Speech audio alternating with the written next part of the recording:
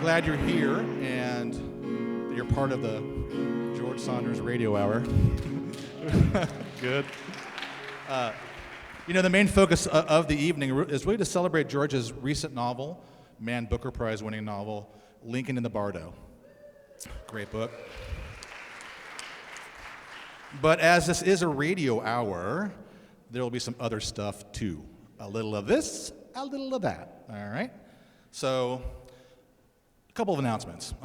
There are no official book sales tonight. We had some sales today, but George will be hanging around afterwards. If you want to come up and have a book that you already have signed, he's happy to do it. So after the show, right over there, you'll see us set up over there. Okay. I'll note that George draws funny things, so just know that if you will. Now, you can't have a radio hour, a self-respecting one anyway, without a radio station or a radio staff doing this thing. So we have our superb WLUW Chicago recording this event. I love the station, and I hope you do too. And then look for the program coming down the line. They're going to do some magical stuff with this audio footage. So there's that. And finally, a very special thing before we begin the proceedings. This event is, not a benefit in a technical sense. It's a very Loyola thing. It's a very Hank Center thing. Whenever we can walk with somebody and help something good happen, we're going to do it. So tonight, all gate proceeds go to 826 Shy and to supporting writers of all ages and supporting young people as they figure things out and move through with a special literary imagination and all the things that brings. So that's it. That's all I have right now, except to say, please welcome to the stage the wonderful Catherine Ziobro and her Radiohead song, Gag Order, my friends. Enjoy.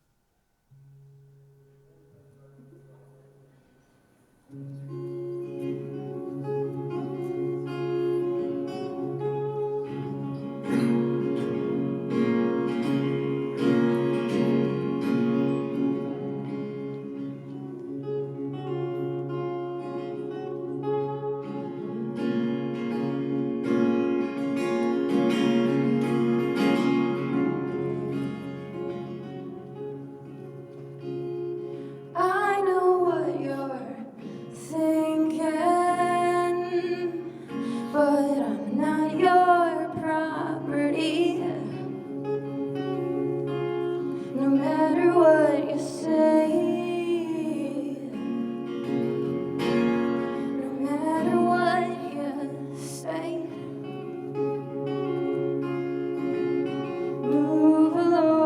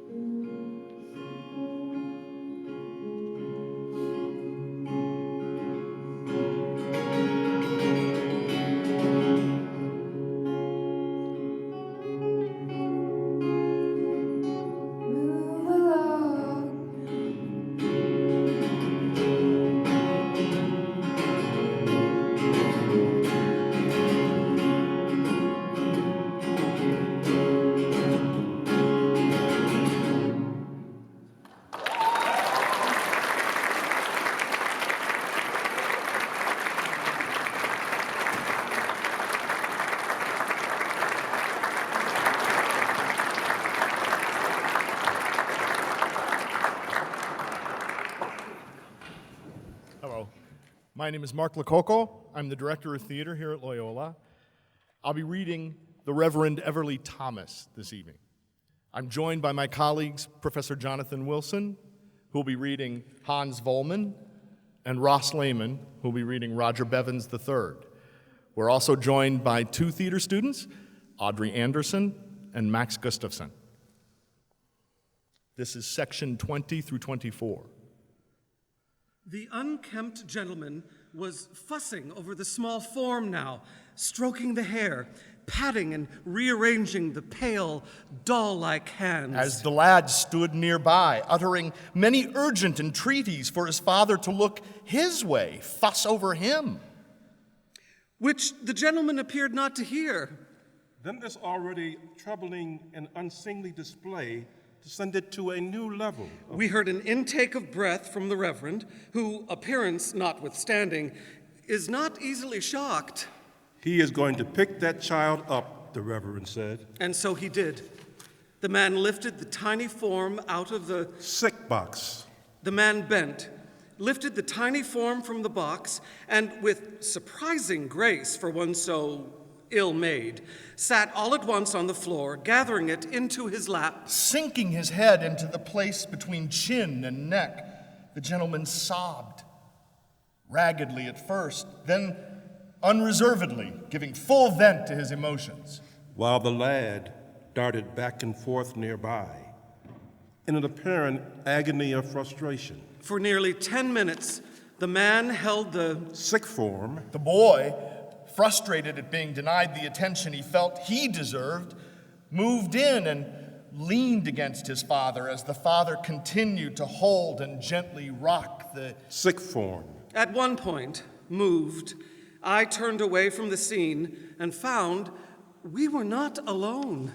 A crowd had gathered outside. All were silent as the man continued to gently rock his child.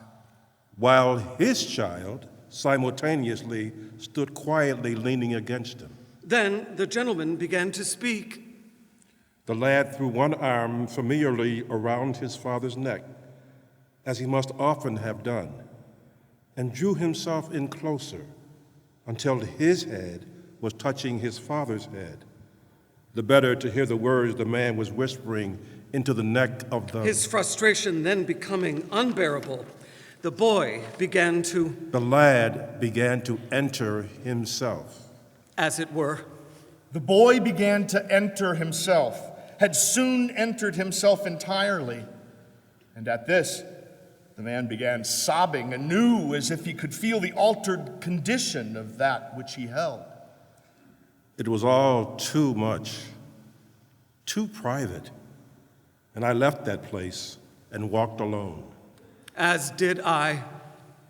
I lingered there, transfixed, uttering many prayers. Mouth at the worm's ear, Father said, "We have loved each other well, dear Willie, but for now, for reason we cannot understand, that bond has been broken. But our bond can never be broken.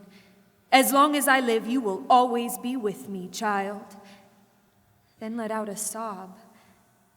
Dear Father, crying that was hard to see, and no matter how I patted and kissed and made to console, it did no. "You were a joy," he said. "Please know that. Know that you were a joy to us every minute, every season. You did a good job. A good job of being a pleasure to know." Saying all this to the worm. How I wished him to say it to me and to feel his eyes on me. So I thought, all right, by Jim, I will get him to see me. And in I went. It was no bother at all. Say, it felt all right. Like I somewhat belonged in there, held so tight. I was now partly also in Father, and could know exactly what he was, could feel the way his long legs lay, how it is to have a beard, taste coffee in the mouth, and though not thinking in words exactly, knew that the feel of him in my arms has done me good. It has. Is this wrong? Unholy? No. No, he is mine, he is ours, and therefore I must be, in that sense, a god in this. Where he is concerned, I may decide what is best. And I believe that this has done me good. I remember him again, who he was. I had forgotten somewhat already, but here, his exact proportions, his suit smelling of him still, his forelock between my fingers, the heft of him familiar from when he would fall asleep in the parlor and I would carry him up to. It has done me good. I believe it has. It is a secret, a bit of secret wickedness that shores me up. In shoring me up, it makes it more likely that I shall do my duty in other matters. It hastens the end of the period of weakness. It harms no one, therefore, it is not wrong, and I shall take away from here this resolve. I may return as often as I like, telling no one, accepting whatever help it may bring me, until it helps me no more. Then Father touched his head to mine. Dear boy, he said, I will come again. That is a promise. Willie Lincoln. After perhaps 30 minutes, the unkempt man left the white stone home and stumbled away into the darkness. Entering, I found the boy sitting in one corner. My father, he said. Yes, I said. He said he will come again, he said. He promised. I found myself immeasurably and inexplicably moved. A miracle, I said. At approximately 1 a.m. tonight, per this report, Pres Lincoln arrived at front gate requesting he be allowed to enter same. Accordingly, and not knowing what else to do given his position, which is president not an inconsiderable position for him to have, or anyone, I did allow him to enter, even though, as you know, Tom, protocol states once gate locked is not to be unlocked until such time as unlocking is scheduled to its morning. But since it was Pres himself asking, was a bit of a horn dilemma staring in my face. And I also was somewhat groggy, it being late as mentioned above, and having given myself over yesterday to some fun in the park with my own children, Philip, Mary, and Jack Jr., thereby being somewhat tired, and I admit dozing off a bit at your desk, Tom, did not question Pres as to what he was doing here, or something like that. Only when our eyes met, he gave me such a frank, friendly, somewhat pained look, as if to say, well, friend, this is rather odd, I know it, but with eyes so needful, I could not refuse him, as his boy is just interred. So you might as well imagine how you or I might act or feel in a similar way, a similar sad spot, Tom. If your Mitchell or my Philip, Mary, or Jack Jr. were to expire, well, no use thinking of that. Had no driver with him, but had arrived alone on small horse, which I was quite surprised at him being present all.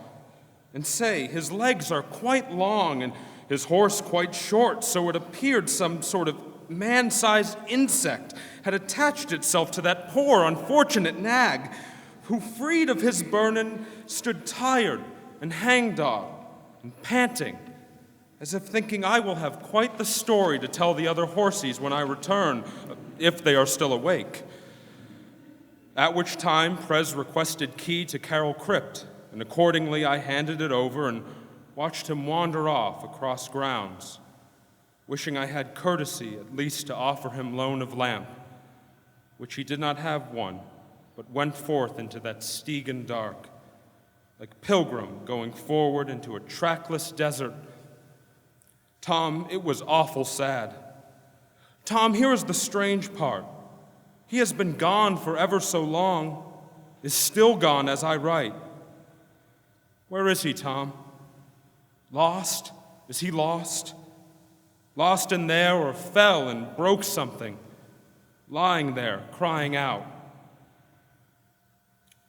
Just now stepped out, listened, no cries. Where is he at this time? Do not know, Tom. Maybe out there in woods somewhere, recovering from visit, indulging in solitary cry. In Watchman's Logbook, 1860 to 78, Oak Hill Cemetery, entry by Jack Manders, night of February 25th, 1862, quoted by arrangement with Mr. Edward Sanzabel. It would be difficult to overstate the vivifying effect this visitation had on our community. Individuals we'd not seen in years walked out, crawled out, stood shyly wringing their hands in delighted incredulity. Individuals we had never seen before now made their anxious debuts. Who knew Edenston to be a tiny man in green, wig askew? Who knew Cradwell to be a giraffe-like woman in spectacles, holding book of light verse she had written? Flattery, deference, smiles, ringing laughter, affectionate greetings were the order of the day. Men milled about under that high February moon, complimenting each other's suits, enacting familiar gestures, kicking at the dirt, throwing a stone, feigning a punch. Women held hands, faces upturned, calling one another lovely and dear, pausing beneath trees to exchange strange confidences withheld during many years of seclusion. People were happy. That's what it was. They had recovered that notion. It was the idea, the very idea that someone From that other place. from that other place would deign to... It was the touching that was unusual.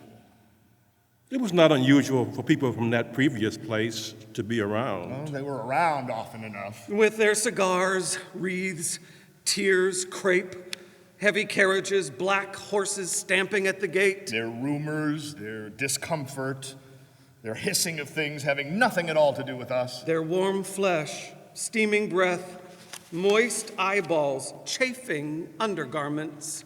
Their terrible shovels laid carelessly against our trees. But the touching, my God. Not that they didn't sometimes touch us.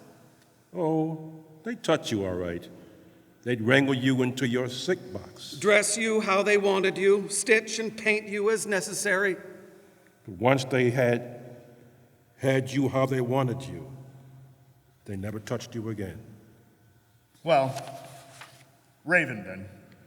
They touched Ravenden again. That sort of touching. No one wants that sort of touching. The roof of his stone home was leaking. His sick box had been damaged. They hauled it into the daylight, threw open the lid. It was autumn and the leaves were falling all over the poor fellow.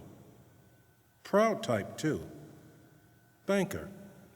Claimed to have owned a mansion on the... They yanked him out of that box and dropped him thump into a new one. Then asked in jest, had it hurt?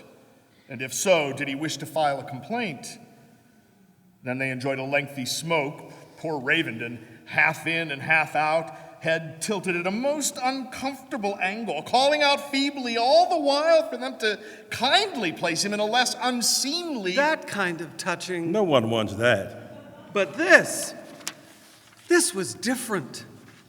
The holding, the lingering, the kind words whispered directly into the ear. My God, my God. To be touched so lovingly, so fondly, as if one were still Healthy. As if one were still worthy of affection and respect. It was cheering. It gave us hope. We were, perhaps, not so unlovable as we had come to believe. Please do not misunderstand. We had been mothers, fathers, had been husbands of many years, men of import who had come here that first day, accompanied by crowds so vast and sorrowful that, surging forward to hear the oration, they had damaged fences beyond repair. Had been young wives, diverted here during childbirth, our gentle qualities stripped from us by the naked pain of that circumstance, who left behind husbands so enamored of us, so tormented by the horror of those last moments, the notion that we had gone down that awful black hole, pain sundered from ourselves, that they had never loved again. Had been bulky men, quietly content, who in our first youth had come to grasp our own unremarkableness, and had cheerfully, as if bemusedly accepting a heavy burden, shifted our life's focus. If we would not be great, we would be useful, would be rich and kind, and thereby able to effect good, smiling, hands in pockets, watching the world we had subtly improved walking past, this empty dowry filled, that education secretly funded, had been affable, joking servants of whom our masters had grown fond for the cheering words we managed as they launched forth on days full of import, had been grandmothers, tolerant and frank, recipients of certain dark secrets, who by the quality of their unjudging listening granted tacit forgiveness and thus let in the sun. What I mean to say is we had been considerable, had been loved, not lonely, not lost, not freakish, but wise, each in his own, her own way. Our departures caused pain. Those who had loved us sat on their beds, heads in hand, lowered their faces to tabletops, making animal noises. We had been loved, I say. And remembering us even many years later, people would smile, briefly gladdened at the memory. And yet, no one had ever come here to hold one of us while speaking so tenderly. ever.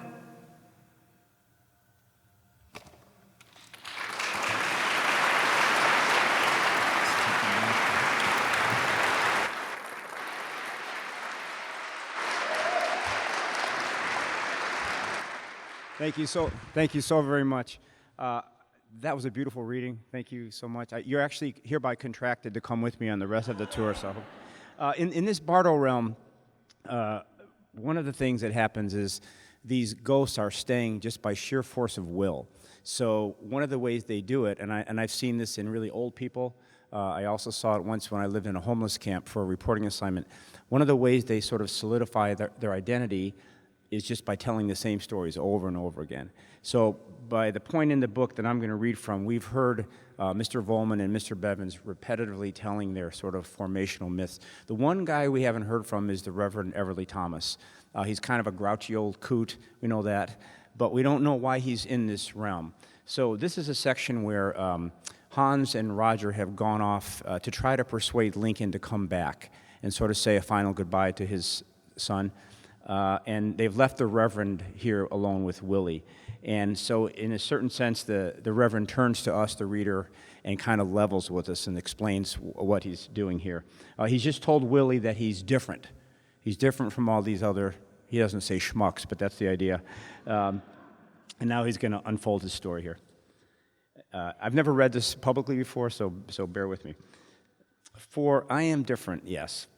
Unlike these, Bevins, Volman, the dozens of other naifs I reside here among, I know very well what I am. I'm not sick, not lying on a kitchen floor, not being healed via sick box, not waiting to be revived. No.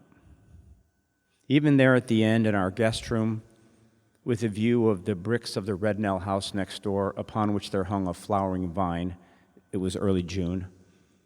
The stable and grateful state of mind I had tried to cultivate all my life via my ministry left me in a state of acceptance and obedience, and I knew very well what I was. I was dead. I felt the urge to go. I went. Yes, simultaneously becoming cause and awed observer from within of the bone-chilling fire sound associated with the madder-light blooming phenomenon, an experience I shall not even attempt to describe. I went. And found myself walking along a high mountain trail, preceded by two men who, I understood, had passed only seconds before. One wore a funeral suit of a very cheap type and looked this way and that like a tourist and was rather oddly humming in a way that communicated a sense of vacuous happiness, willful ignorance. Though he was dead, his attitude seemed to be, ha, what's all this then? The other wore a yellow bathing costume, had a beard of flaming red, moved along angrily, as if in a hurry to get somewhere he very much resented going. The former man was from Pennsylvania, the latter from Maine, Bangor or thereabouts, had spent much time in farm fields and often made his way to the coast to sit for hours on the rocks. He wore a bathing costume because he had drowned while swimming. Somehow I knew this. Periodically, as I made my way down that trail, I was also back here, was in my grave, was startled out of my grave by the sight of what lay in my coffin, that prim-looking, dry-faced relic, was above my grave, nervously walk-skimming about it. My wife and congregation were saying their final goodbyes, their weeping driving small daggers into me, literal daggers. With each sob, a dagger left the griever and found its way into me most painfully. Then I was back there upon that trail with my two friends. Below us lay a distant valley that I somehow knew to be our destination. A set of stone steps became visible. My companions paused, glanced back, recognized me as a man of God. I had been buried in my vestments. They seemed to be asking, should we proceed? I indicated that we should. From the valley below, chanting of some sort, excited voices, the clanging of a bell. These sounds contented me. We had journeyed, had arrived. The festivities might now begin. I was filled with happiness that my life had been judged worthy of such a spectacular denouement. Then, vexingly, I was back here, my wife and congregation now departing in coaches, occasionally sending forth the random green dagger, the impact of which did not lessen no matter how far they drove. Soon, my mourners had crossed the Potomac and were eating the funeral meal at Prevy's. I knew this even as I paced back and forth before my grave. I became panicked at the prospect of becoming stranded here, wished only to rejoin my friends there on that stairway. This place was now entirely unappealing, a boneyard, a charnel ground, a garbage dump, a sad remnant of a discouraging and grossly material nightmare from which I was only just waking. Instantaneously, with that very thought, I was there again with my friends, coming off those stairs into a sun-drenched meadow in which stood a large structure unlike any I had ever seen, built of interlocking planks and wedges of purest diamond, giving off an array of colors that changed of the instant with any slight variation in the quality of the sunlight. We approached arm in arm. A crowd gathered about us, ushering us along. An honor guard stood by the door, beaming at our approach. The doors flew open. Inside, a vast expanse of diamond floor led to a single diamond table at which sat a man I knew to be a prince, not Christ, but Christ's direct emissary. The room was reminiscent of Hartley's warehouse, a place I had known as a boy, a tremendous open space, high-ceilinged and forbidding, made more forbidding by the presence of an authority figure, Hartley himself in those early days, that Christ emissary now, seated near a source of heat and light, a fireplace then, a jagged topaz now, on fire from within upon a stand of pure gold. we understood that we were to step forth in our previous order. Our red-bearded friend, ridiculous in his bathing costume, went first. Appearing now from either side, walking in perfect step with him as he approached the table, were two beings, beautiful in appearance, tall, thin, luminous, borne on feet of sun-yellow light. "How did you live?" one asked. "Tell it truthfully," the other said, as from either side they gently touched their heads to his. Both beamed with pleasure at what they found within. "May we confirm?" said the one on the right. "Sure," said our red-bearded friend, "and I hope you will, too." The yellow-footed being on the right sang out a single joyful note, and several smaller versions of himself danced out. I use this word to denote the utter grace of their movements, bearing a large mirror, the edges of which were encrusted with precious gems. The yellow-footed being on the left sang his single joyful note, and several smaller versions of himself tumbled out, rolling forth in the most exquisite sequence of gymnastic movements imaginable, bearing a scale. "Quick check," said Christ's emissary from his seat at the diamond table. The being on the right held the mirror up before the red-bearded fellow. The being on the left reached into the red-bearded man's chest, and with a deft and somehow apologetic movement, extracted the man's heart and placed it on the scale. The being on the right checked the mirror. The being on the left checked the scale. "Very good," said the Christ emissary. "We are so happy for you," said the being on the right, and I cannot adequately describe the sound of rejoicing that echoed then from across what I now understood to be a vast kingdom extending in all directions around the palace. A tremendous set of diamond doors at the far end of the hall flew open, revealing an even vaster hall. I perceived there within a tent of purest white silk, although to describe it thus is to defame it. This was no earthly silk, but a higher, more perfect variety, of which our silk is a laughable imitation, within which a great feast was about to unfold, and on a raised dais sat our host, a magnificent king. And next to the king's place sat an empty chair, a grand chair, upholstered with gold, if gold were spun of light, and each particle of that light exuded joy and the sound of joy. And that chair was intended, I understood, for our red-bearded friend. Christ was that king within. Christ was also, I now saw, that seated prince emissary at the table, in disguise or secondary emanation. I can't explain it. The red-bearded man passed through the diamond doors in his characteristic rolling gait, and the doors closed behind him. Never in my nearly 80 years of life on earth had I experienced a greater or more bitter contrast between happiness, the happiness I felt even glimpsing that exalted tent from such a great distance, and sadness.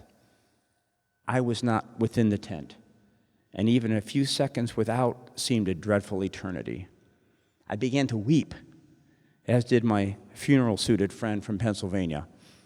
But his weeping, at least, was leavened with anticipation, for he was next. His separation from that place to be that much briefer than mine. He stepped forward. "How did you live?" asked the being on the right. "Tell it truthfully," the other said, as from either side they gently touched their head to his. They recoiled, then withdrew to two gray stone pots set down on either side of that grand hall, into which they vomited twin streams of brightly colored fluid. The small versions of themselves rushed to bring towels upon which they wiped their mouths. "May we confirm?" said the one on the right. "Wait, what did you see?" he said. "Is there some—" But it was too late. The being on the right sang a single ominous note, and out came the several smaller versions of himself, but crippled and grimacing, bearing between them a feces-encrusted mirror. The being on the left sang his somber, jarring note, and several smaller versions of himself tumbled out, rolling forth via a series of spastic, clumsy gymnastic movements that were somehow accusatory, bearing the scale. "Quick check," the Christ Prince said sternly. "I'm not sure I completely understood the instructions." the funeral-suited man said, "If I might be allowed to..."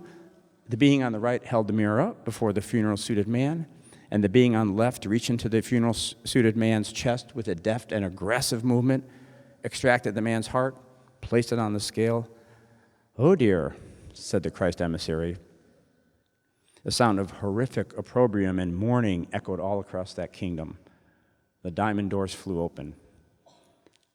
I blinked in disbelief at the transformation within. The tent was no longer of silk, but flesh, speckled and pink with soiled blood.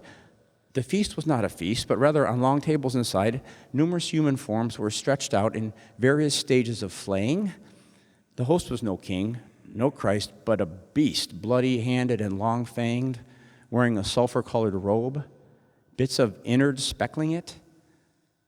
Visible therein were 3 women and a bent-backed old man, bearing long ropes of their own intestines. Terrible, but most terrible of all was the way they screeched with joy as my funeral-suited friend was dragged in among them, and the way that poor fellow kept smiling, as if attempting to ingratiate himself with his captors, listing the many charitable things he had done back in Pennsylvania, and the numerous good people who would vouch for him, especially in the vicinity of Wilkes-Barre, if only they might be summoned, even as he was wrestled over to the flaying table by several escort beings, apparently constituted entirely of fire, such that when they grabbed him, their searing touch instantaneously burning away his funeral suit, his pain was so great that he could no longer struggle or move at all, except his head turned briefly in my direction and his eyes, horror-filled, met mine. The diamond doors crashed shut. It was my turn. "How did you live?" asked the being on the right. Seen from this close, he took on the aspect of Mr. Prindle from my old school, whose thin lips used to purse sadistically as he flogged us precisely. "Tell it truthfully," the other warned, in the exact voice of my sodden Uncle Gene, always so harsh with me, who had once drunk hurled me down the stairs of the granary, as from either side they bumped their heads to mine. I endeavored to let them fully in, to hold nothing back, to hide nothing, to provide as true an accounting of my life as was in my power. They recoiled even more fiercely than before, and the smaller version of themselves rushed forward with even larger gray stone pots, into which my yellow-footed judges began to vomit spasmodically. I looked at the Christ emissary. His eyes were cast down. "May we confirm?" said the being on the left. From the right came the feces mirror. From the left, the scale. "Quick check," the Christ emissary said. I turned and ran. I was not pursued. I do not know why. They could have caught me easily. Of course they could. As I ran, whips of fire flew past my ears, and I understood from whispers delivered therefrom the whips to be saying, "Tell no one about this, or it will be worse upon your return." Upon my return, I thought, and a splinter of terror entered my heart and is lodged there still. I ran for days, weeks, months, back up the trail until one night, stopping to rest, I fell asleep and woke up here again, and grateful, so deeply grateful. I have been here in this graveyard since and have, as instructed, refrained from speaking of any of this to anyone. What would be the point? For any of us here, it is too late for any alteration, of course. All is done. We are shades, immaterial, and since that judgment pertains to what we did or did not do in that previous material realm, correction is now forever beyond our means. Our work there is finished. We only await payment. I have thought long and hard on what might have caused me to merit that terrible punishment. I don't know. I did not kill, steal, abuse, deceive, was not an adulterer, always tried to be charitable and just, believed in God, and endeavored at all times to the best of my ability to live according to His will, and yet was damned. Was it my occasional period of doubt? Was it that I sometimes lusted? Was it my pride when I had resisted my lust? Was it the timidity I showed by not following my lust? Was it that I wasted my life fulfilling outward forms? Did I, in my familial affairs, commit some indiscretion, oversight, or failing that now escapes my memory? Was it my hubris, utter, in believing that I, living there, confined by mind and body, could possibly imagine what was going to occur here? Was it some sin so far beyond my ability to comprehend it that even now I remain unaware of it, ready to commit it again? I don't know. Many times I've been tempted to blurt out the truth to Mr. Bevins and Mr. Volman. A terrible judgment awaits you, I long to say. Staying here, you merely delay. You are dead, and shall never regain that previous place. At daybreak, when you must return to your bodies, have you not noticed their disgusting states? Do you really believe those hideous wrecks capable of bearing you anywhere ever again? And what is more, I would say, if permitted, you shall not be allowed to linger here forever. None of us shall. We are in rebellion against the will of our Lord, and in time must be broken and go.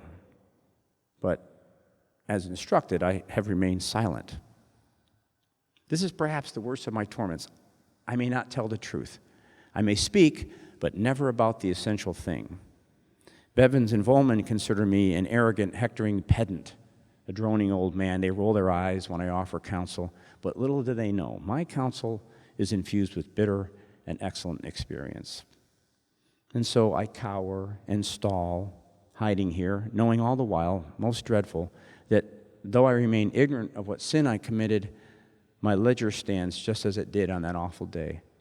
I have done nothing to improve it since, for there is nothing to do in this place where no action can matter. Terrible, most terrible. Is it possible that another person's experience might differ from mine, that he might proceed to some other place and have there some entirely divergent experience? Is it possible that what I saw was only a figment of my mind, my beliefs, my hopes, my secret fears? No, it was real. As real as the trees now swaying above me, as real as the pale gravel trail below, as real as the fading boy breathing shallowly at my feet, as real as Mr. Volman and Mr. Bevins, who now came run-skimming up the path, looking happier, far happier than I had ever before seen them. "We did it," said Volman. "We actually did it." "It was us," said Bevins. "We entered and persuaded the fellow," said Volman. Propelled by mutual joy, they vaulted in tandem onto the roof. And indeed, miracle of miracles, they had brought the gentleman, the president, back. He entered the clearing below us, holding a lock, the lock to the door of the white stone home, which, though bent in grief, he was tossing up and down in one hand like an apple. The moon shone down brightly, allowing me a first good look at his face. And what a face it was. The Reverend Everly Thomas. Thank you.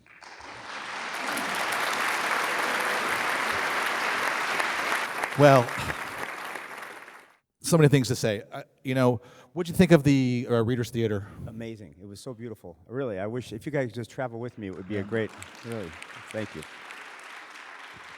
And I just want to quickly say thank you to you and to everybody who made this beautiful day possible, and especially to 826 Shy, that we got a reading from the students today, and it was just so inspiring, and I feel like we'll be in good hands as soon as those kids grow up and take over. Yeah. Fully agree. So I have a couple of questions for George, and we'll engage in some conversation. Then we put on our website a call out for people who wanted to ask a question. So we're not going to have an open Q&A, but we've pulled some questions, and then we'll engage the crowd that way. I think of Everly Thomas, but first I want to think of Lincoln's face. Dr. Tom Carson showed a slide, or a series of slides today, in our daytime portion of our event, and Lincoln arrives in D.C. with one face, and he kind of leaves with another. I love how you conclude that chapter with, that face. Yeah. Is there a more famous face in American culture? Yeah, it's a beautiful face.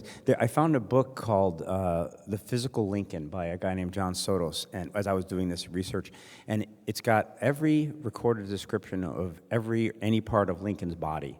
So they're descriptions of his earlobes, his feet, everything. And so when I found that, I thought, I've got to get a scene in where we just get to sort of, inventory that incredible face and body. And yeah. Well, it's definitely memorable. So many parts of the novel are memorable. It's not your first novel. You wrote some kind of Joyce-inspired piece back in the day. Yes. A Mexican wedding. And thanks for bringing up that painful subject. Yeah, when we first got married, a friend of mine, my wife and I were very broke, and a dear friend of mine got married in Mexico, so we kind of got our money together, and I went to the wedding alone.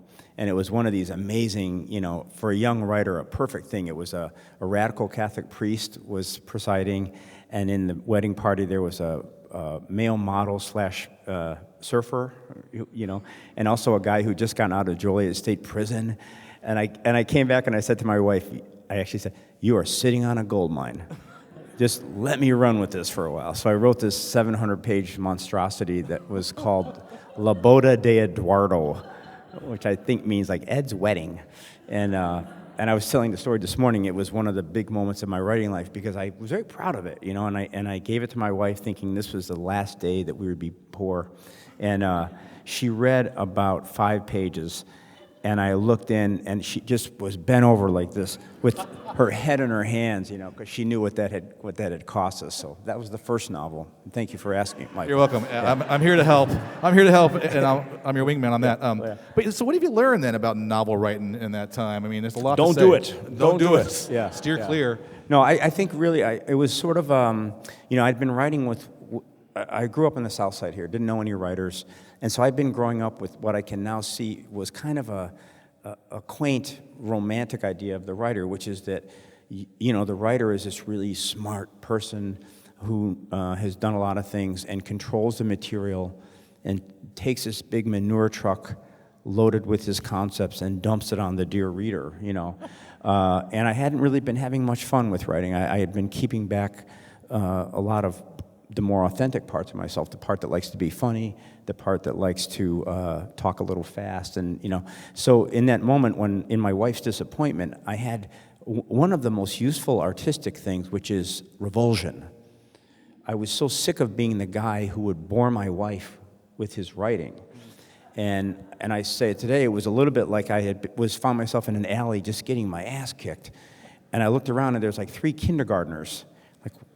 Why am I getting beat up by 3 kindergartners? And then I realized that I had both hands behind my back, Now, there the metaphor gets a little complicated because I took my hands out. But the point was that that all of the things that I used in my everyday life to charm or seduce or get out of trouble, in my kind of naive idea of art, I'd been keeping that stuff out. So just in my wife's disappointment, and then the next day at work, I wrote this kind of series of Seussian poems that were really silly, and I brought them home, and she laughed at those, genuine laughter, And up until then, I'd been getting a lot of years of, from my friends, well, I read your story. Yes. Well, I did. I read it, So the moment of getting a genuine human response was like a switch got thrown. I'm like, okay, never again am I going to forget that the primary function of writing is some kind of entertainment. Entertainment defined in a kind of muscular way, but that was a big day for me, Yeah, I think I hear in that, a lot of us probably do, you hear the platitude, to thine own self be true. And you don't trust it until what, Well, also because you always, when you hear to thine own self be true, you project a self that's really cool, I have Facebook. Yeah, but the truth is that the self to which you need to be true is also the parts of yourself that you are embarrassed about or despise even or ashamed of. And the only way you can get to those is through really intense revision. And weirdly, that also drives you to your real material. So for me at that point, I just told a story. We were broke. We had 2 kids. I was working 12 hours a day. My wife is working full time. we were feeling, what Terry Eagleton said, capitalism plunders the sensuality of the body. That's just one more time, please. Yeah, capitalism plunders the sensuality of the body. Yes, it does. You know it and I know. So that was happening to us, but God forbid that should get into my work, It felt like a little dirty secret. And meanwhile, the stories were all about whatever, something exotic in Europe where I had never been at that point, So I think part of this thing was, I said to myself, I want to entertain, I want to please the reader. And then suddenly all my real stuff started getting in. The story started being about, material hardship and the effect of that kind of life on one's personal grace and so on. And so, voila, Wonderful. So in Lincoln in the Bardo, it's built around the tragic death of Lincoln's third son, Willie. And, I did some little research on Willie, a notorious hellion. Is what Lincoln's law partner called him back in the day. He said if the boys would shit in Lincoln's hat, Lincoln would think it grand. He loved them without condition. Yeah. 4 boys in that family, Yeah. and the tragedy of, I think, 3 of them not surviving past the age of 18. Yeah. So, so Willie dies in 1862, a year into the Civil War, and an inconsolable Mary and Abraham in the family. And then Lincoln visits Willie. And it's here, it seems, where you build, or reveal the Bardo. Yeah. So the Bardo, what is the Bardo? I think we have an idea, but maybe just for those who maybe haven't read, or what is this idea of Bardo? Well, for a Southside Catholic, it's purgatory with a little more mercy. Purgatory is the way it's like the DMV. You go sit on a hard bench until the end of days. But Bardo is a Tibetan term, and it really just means transitional zone. So we're in the transition now between birth and death. The one of the book is the one that starts at the moment of your death and extends to whatever happens next. So originally I thought I would do this really faithful rendition of that, read the Tibetan Book of the Dead. And, a few weeks in, you're like, you're writing a novel, so you have to make up your own Bardo. And the one that I made up is a little bit like, I think a little bit like Dante's Inferno, a little bit like Beetlejuice. It's kind of, the idea is that when you die, and this can be found in the Tibetan text, if you want to know what your death is going to be like, look at your mind right now. Okay, everybody ready? Let's do that. And also put on top of that, of course, sickness and fear and all that kind of stuff. But then the idea is that when you die, when we're here on earth with the mind and the body, we're very lucky because the crazy, neurotic quality of our minds is damped by the physicality. But when you're freed from that body, then these texts say the mind goes supersized. So whatever habits or tendencies you have, positive or negative, get enlarged, and there you are. At least that's the way I'm not sure, I don't know enough about the real Tibetan thing to know, but this is the part that interested me, Yeah, and we don't know about purgatory. It comes on the scene in 12th century, but as I was listening to you read the Everly part, he's up shit creek, and because he's been to the mountain, he's been to Judgment Day, and he's run away. Yeah. Pardon the profanity, by the way. But I thought when you're reading this time, I thought, wait a minute, I could pray for Everly in this Catholic taxonomy. Mm-hmm.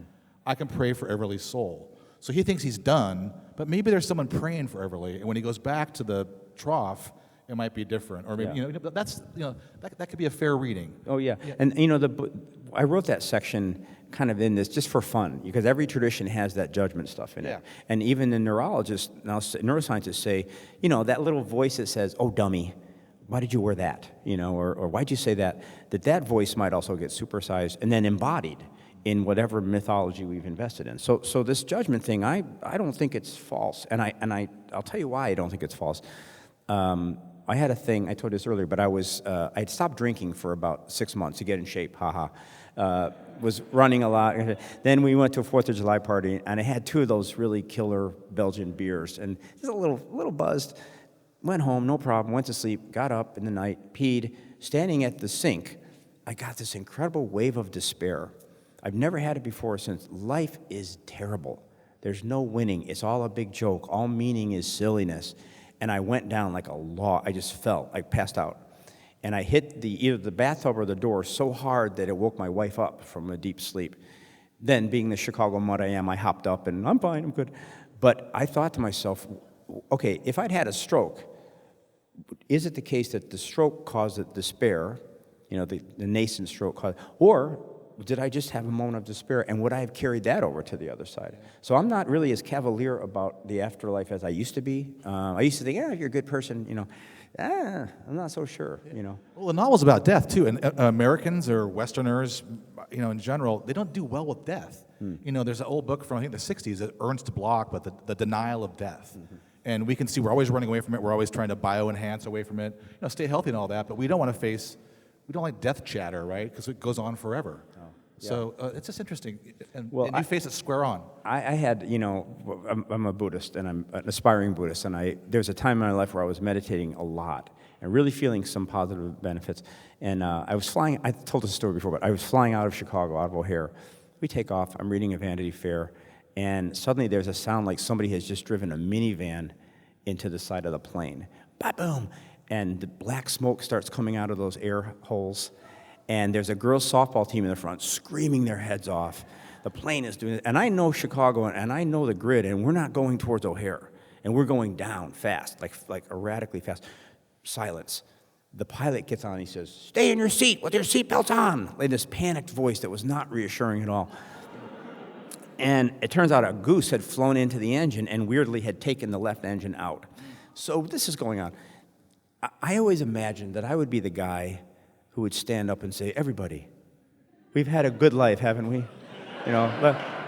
Let's go on to the next place in a state of calm. Kumbaya, my Lord," But that was not, all I had in my head was this tape loop, like, no, no, no, no, no. And at one moment, I thought, okay, man, you have got to get out of this body now. And that seat is what's going to do it to you. Just all you wanted was for time to scroll backwards and that plane to land so you could take a different flight or walk or whatever. So I'm in this state, and honestly, I joke about it now, but it was the worst. And I didn't think of all the books I'd written. I didn't think of my family. I think I would have struggled to remember my name in that state because it was happening fast and it was happening to me, that guy, that dear boy. So in the moment of this incredible self-absorption, I hear this little voice. There's a 14-year-old boy sitting beside me, and he says, "Sir, is this supposed to be happening?" And it just popped me right out of my and I said, yes, this is quite normal. But so I'm on this big book tour talking about death, and I always remind myself that I'm worse off now than I was then, I think, So it's a nice book to think about death and grief and loss, but it doesn't actually. The writing of that book didn't actually help. It kind of made it a little bit worse, Yeah. Okay, and so we have a couple more things from me, then I'll open it up. The next book is about sex. Yeah, death and sex, right? Yeah. That's what we... I sold one right there. We're loving the section over here. You guys are great. Okay, Abraham and the actors, Mark's team. Mark, thanks a lot again, Mark Lococo and the team for this wonderful Reader's Theater.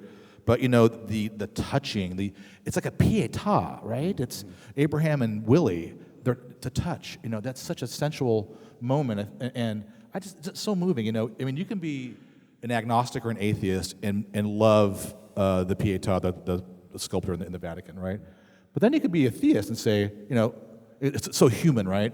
But then you say, look what God is doing with this, type of thing. But I felt that kind of resonance when thinking about President Lincoln and that love he had, and the grief, as you say, the grief. Yeah. The whole book came out about 20 years ago. My wife and I were in D.C., and her cousin just pointed up at Oak Hill Cemetery, and you can actually see Willie's crypt if it's winter or fall. You can see it. And she said, "Did you know that's where Willie Lincoln was buried?" I didn't know. And she said the newspapers at the time several said that he had gone into the crypt. He was so grief-stricken. And in that moment, I saw, a kind of this weird cross between the Lincoln Memorial and the Pietà. Just that idea of big old Lincoln, with that little boy across his lap. And so that was 20-something years ago, and it took me a long time to kind of work up the nerve to try it. But the image never went away, Yeah, let's kind of a mindful approach to art. And famously, George is noted for, if you read Sempaka Girl Diaries in 10th of December, that's a 14-year gestation. Yeah. And you hung with that story, so that's beautiful to hear about your process, I guess. Yeah, I mean, for me, the whole thing is that at this point, I think there's not a story that can't be finished. Yeah. And this afternoon, I quoted this lovely Einstein line where he said, of science, but he said, no worthy problem is ever solved in the plane of its original conception. So that means if you get obstructed with a story, you actually should be happy, because it means the story is kind of locking up and saying, no, don't take me so lightly. I've got something to tell you, and your lazy frame of mind is keeping me from having my say. So at some point, as you write many years, you kind of hope for something like that. You know, the story that gets finished easily is a relief, but the ones that lock their arms up, they're kind of saying, you are underestimating me, and we're going to sit here until you pull your head out of your butt, you know. And that's one, it's like a blessing. So at this point, I know that, and it still doesn't make it easy, but you're like, okay, I'm on to something here if I can just wait it out. Great. My final question, then we'll open it up to the contestants who chimed in. So many voices tell this story, a tapestry of polyphony and then cacophony, right? A community, though. It's a community narration. Not only the characters you fashion, but, you know, there's real historical sources, then some are made up. You know, there's, you know, some of them are real, some of them are not. It's a fun, expansive menagerie of voices.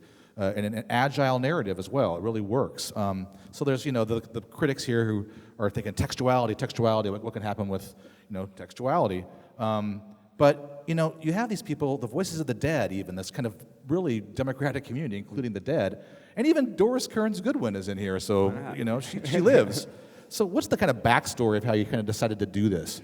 Well, I had in the early drafts, I was really excited about these ghosts and kind of presenting them theatrically.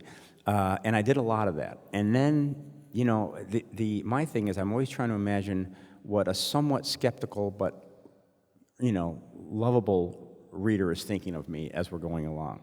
So when I went on about page 80 of the ghosts, I imagined her going, hey, enough with the ghosts, you know, because ghosts are actually, you know, ontologically, they're in the category of dream sequences, because the ghost can do anything, you know. The ghost's head pops off and he does a pirouette, sure, whatever.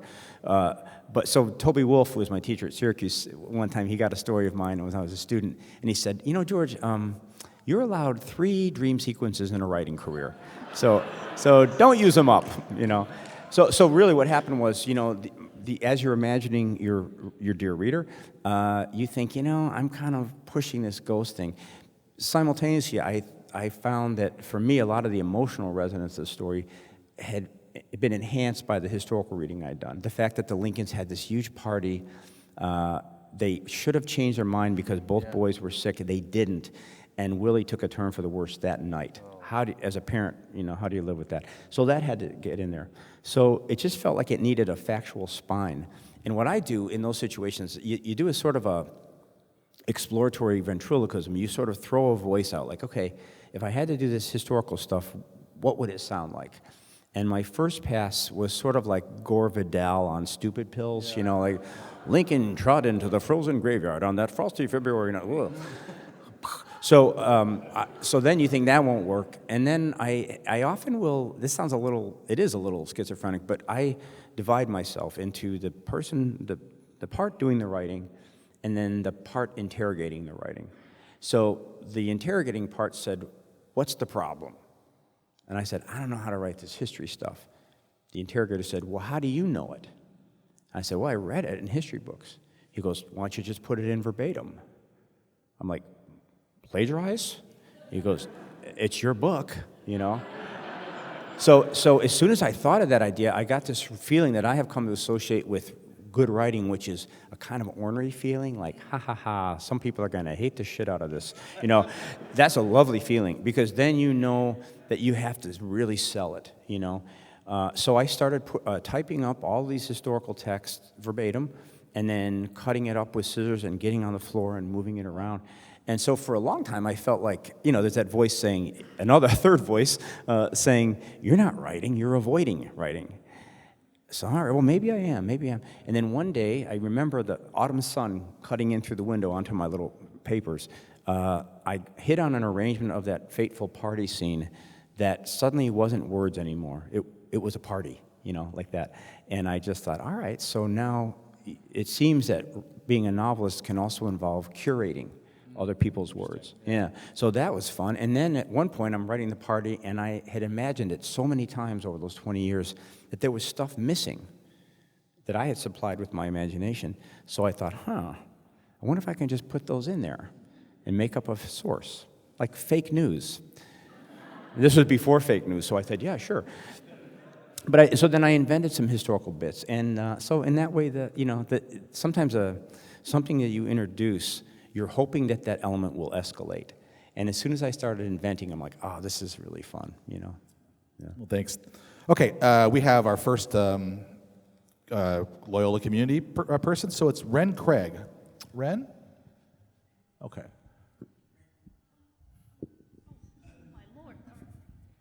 Hi, Ren. Hi there. Oh my gosh, you just said my name. Okay.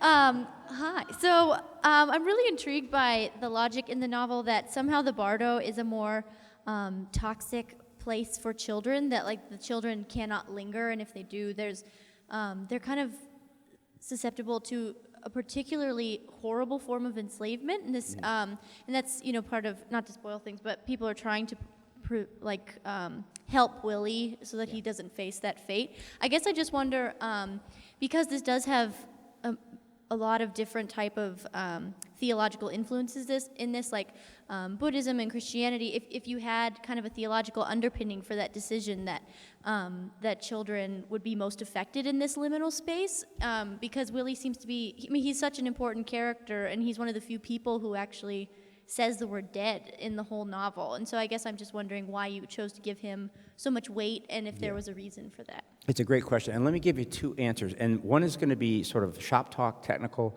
and the other is philosophical. And as I talked about this morning, for me, those two things are the same. You go through the technical stuff, and if you do it with enough rigor, philosophy results.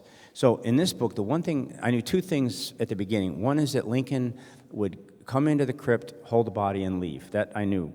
I knew that Willie would be in the cemetery, and then that wouldn't be good for him, and he would either leave or he wouldn't. What I didn't know was what was holding him there. And at one point, to be honest, it was clear from the way the book was playing out that there had to be some force, that there had to be something harmful if he stayed. Otherwise, the story wouldn't move along. In other words, if it doesn't matter if he's there, there's all the urgency goes out of it. So at that moment, you're not thinking philosophy, you're thinking plot. And you're thinking, I need a way to make it dangerous for him to stay there. So then what you do as a writer is you make a precedent. I just invented this girl called the trainer girl. And so that's all mechanical. Well, then in my mind, philosophy does result. And the philosophy is this. George has made an afterlife in which an innocent kid suffers for no reason we can figure out. Does that sound familiar? Yeah, we're there now. So that was part. The other thing is I had in mind that I didn't want to make an afterlife that was reductive. I didn't want an afterlife that totally matched the Catholic or the Tibetan, because my guess is if a meteor comes down and kills us all, it's going to be very surprising what happens next. So part of the thing is to make an afterlife that confounds me and you both, but that has a taste of the real universe, the arbitrariness. Why is it that some people are born into lives that are absolutely horrific? We don't know. It's observable, but we can't really rationalize it. So I had in mind a little bit. Have you read the Stanley Elkin story, The Conventional Wisdom? Do you know that one? It's a great story, kind of forgotten. But in it, the premise of the story is, what if heaven is exactly like we were taught? So this guy, who's a great guy, very altruistic, owner of a liquor store, good husband, good son, dies in a holdup. And he goes, and there's heaven, pearly gates. It's like a theme park, he says. And there's actual St. Peter, and he goes up to him and says, I think I'm going to like it here. And St. Peter says, go to hell. And he does. And hell is exactly like you've heard, fiery pits and all that kind of stuff. So he's there for thousands of years, and he can't figure out why he's there. So he calls out to God, and God finally says, all right, you've been yelling at me for 1,000 years. What do you want? And he says, why am I here? He says, I don't know. Let me look. Yeah, you didn't honor your mother and father. He says, I did. And he lists all the things he did. And God says, well, you were adopted. You know? So that flavor in that story I loved, you know. If only as, for me personally, as a reminder of humility, you know, because like, you know, don't we all kind of convince ourselves that we're on the right path? And we probably are. But for me, it's useful to say, you know, it would be really weird if our understanding of this moment we're in was exactly matched to that which is happening in the universe. That would be a great coincidence, you know. But every so often the veil drops and we see that our habitual understanding of life isn't right. When someone we love dies, but also when you fall in love or you have a baby, you know, you see that you've been in a habitual state of autopilot. The curtain drops and you go, oh, wow. I think that's probably what would happen when we died, and I'd like to kind of practice, you know. Yeah. Thank you, Brent, very much for the question. Our next question comes from David Machanovsky. Is that right? David, where's David? Close. Oh, yeah, okay.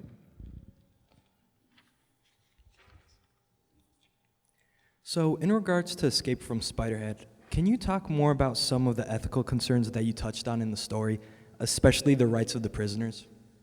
Escape from Spiderhead. Yeah, so Escape from Spiderhead, about the prisoners? Oh, yeah. So, can you talk more about some of the ethical concerns that you touched on in the story, especially the rights of the prisoners? Oh, the rights of the prisoners in Spiderhead. Oh, yeah. This is a short story from 10th of December.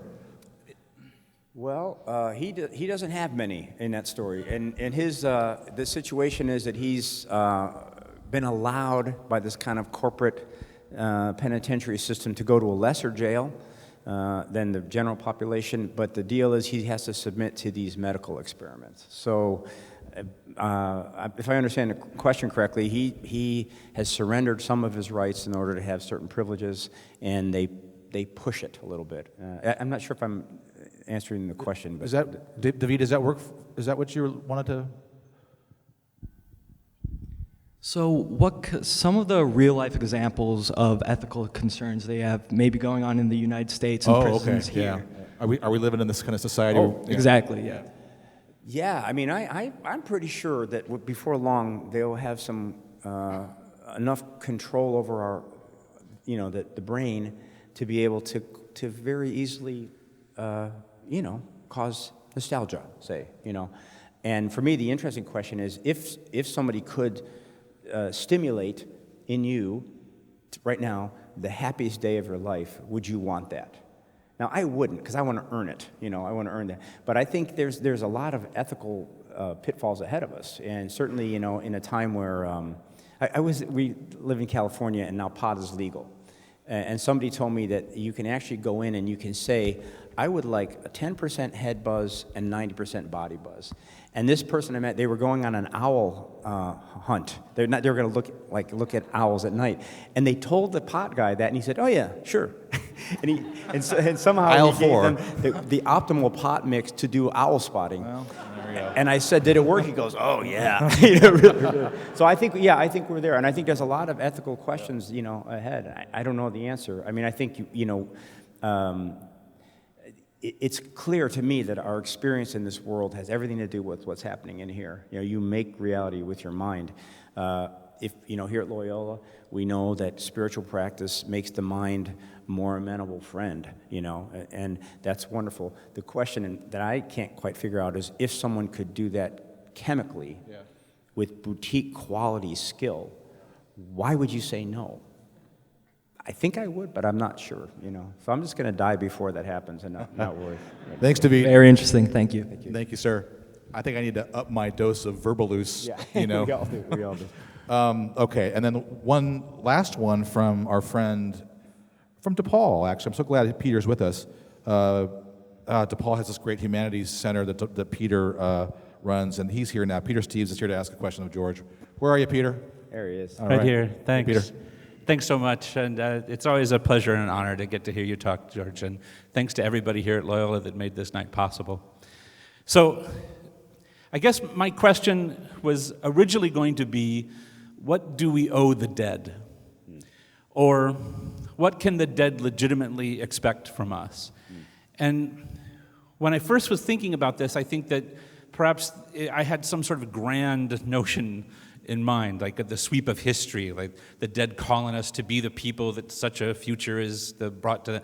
But listening to the conversation tonight, and especially the repertory players, I'm thinking of it more personally now. To the dead in our own lives, what is the appropriate relationship we should have with them? Because it seems to me it's really complicated. Yeah. Hearing the players say, we almost felt like we deserved to be loved. You just say, oh, yeah, you do deserve to be loved. I love you. But of course, that's a dangerous thing, to keep on loving the dead. And there's a danger that you show in the book with Lincoln. It's a danger to keep remembering and keep loving, at least in a particular way. But we don't want to forget either. Right. How do we achieve that balance? And do you think perhaps art is maybe the best way to explore this as well? Yeah. That section was partly inspired by, there's a weird book by this guy whose last name is, I think it's Holzer. He's not the Lincoln scholar, but he's a ghost researcher, basically. A big, thick book called Ghosts. And in there, one of the things he says is that over the 50 years that he'd been doing this, he noticed that a lot of ghosts were caused by people who had disrespected the stuff of ghosts. So there's a house in Pennsylvania, I think, that has really high-level hauntings, and they found out that the foundation was made of old gravestones. The dead don't like that. The dead like for you to have a picture of them in the house, according to this guy. My sister's house is haunted by a priest, and the reason he haunts it is because the stained glass window in her bathroom has his name on it, in memory of Father so-and-so, and he's helping us remember him. I actually believe, this gets into New Age stuff, I actually believe that the dead covet our attention in some weird way. They want to be remembered, they want to be beloved. But then I think, well, we don't know, but what about us? So what, in that system, what good does it do us to remember the dead fondly? And as a Buddhist, what I think is, well, if you really remember them correctly as being just as real as we were, with a little facial scar here and a certain odor and a certain habit of joking, they're gone now. You're next, you're the living are walking off a cliff and you're standing behind them.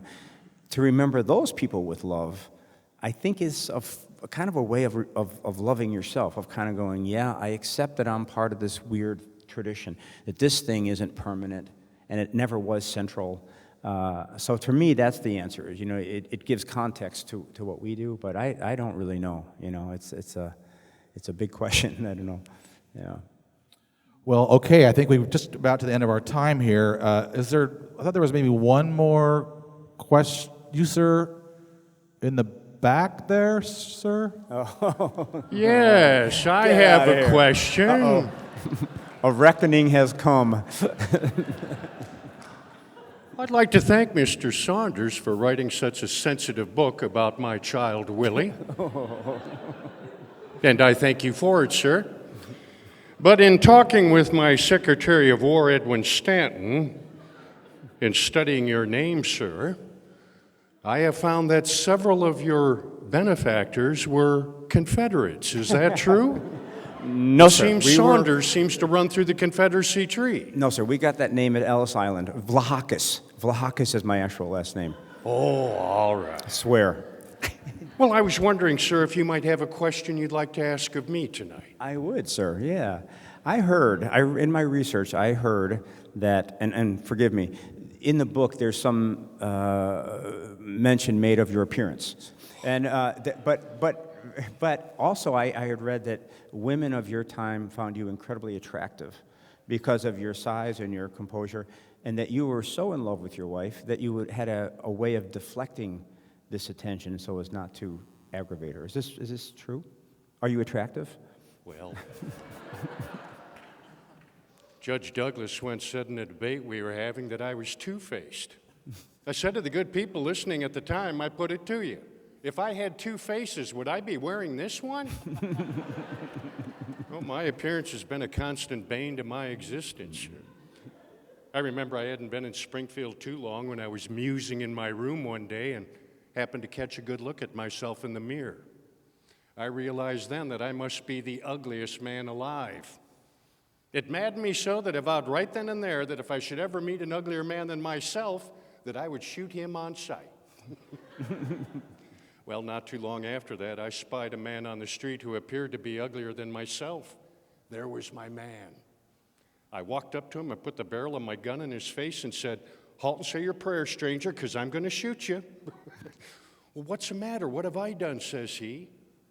"Well, I vowed that if I should ever meet an uglier man than myself, that I would shoot him on sight." He looks me over real good and says, "If you really think that I'm uglier than you are, then fire away." Well, sure, I would like to read a few words to you, if I might, about something I feel very closely about in joining this union together. And if I might just read something from the end of my first inaugural address.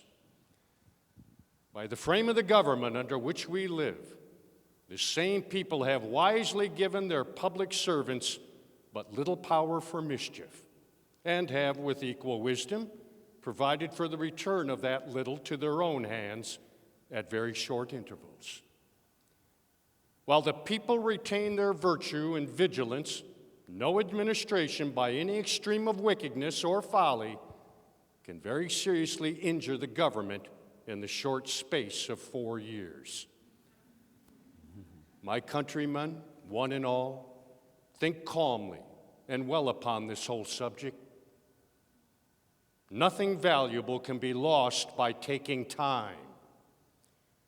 If there be an object to hurry you in hot haste to a step which you would never take deliberately, that object will be frustrated by taking time.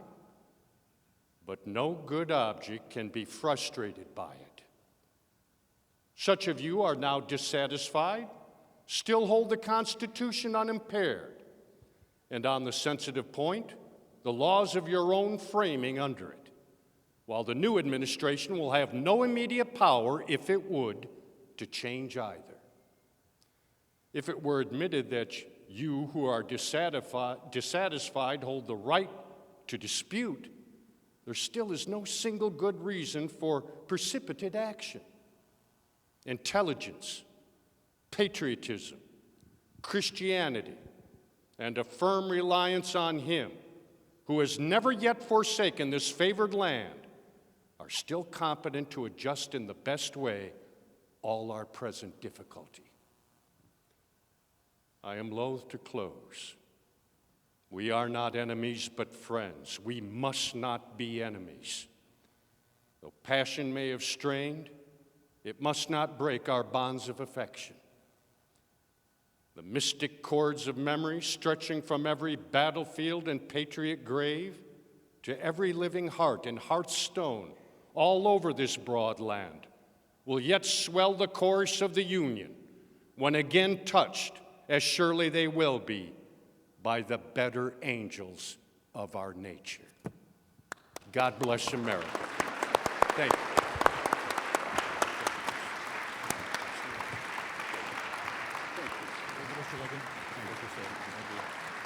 Abraham Lincoln, everybody. Thank you.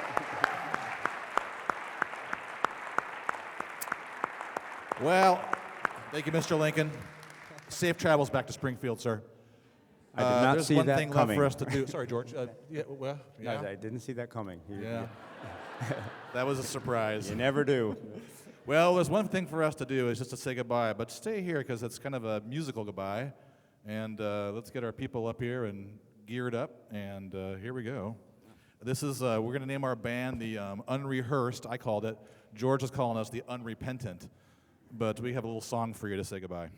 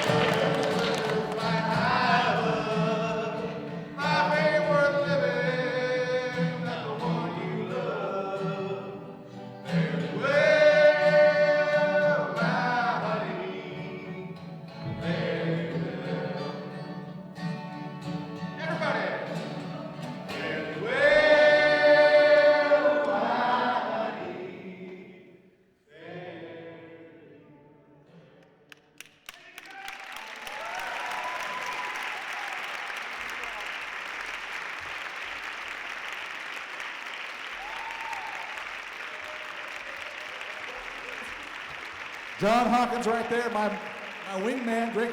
We planned it together. He's a great man. There's George Saunders, Catherine Ziobra, Mike Murphy. Thanks a lot. Come on up and say hi to George, get your book signed, and please drive safely, and we'll see you next time. Thanks a lot.